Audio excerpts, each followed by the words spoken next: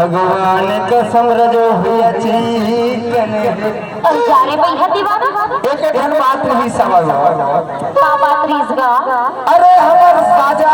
विधानसभा क्षेत्र ले हमर बड़े बड़े सेठ बड़ा है के न्याय मंत्री जानता का कातरी से अब हमर नाम गाँव बच्चे हमें तेरे का हाथरी से जाते हैं का कातरी से भैया अमृत जैन जैन है जानता तरा नहीं बताना पर बहुत बड़े साजा में ना साजा कथा से पकली पूरा छत्तीसगढ़ में ओकर नाम हवे से बोलबे का कातरी से ला भैया जी रहना हमारा गीत और संगीत हमर कलाकारी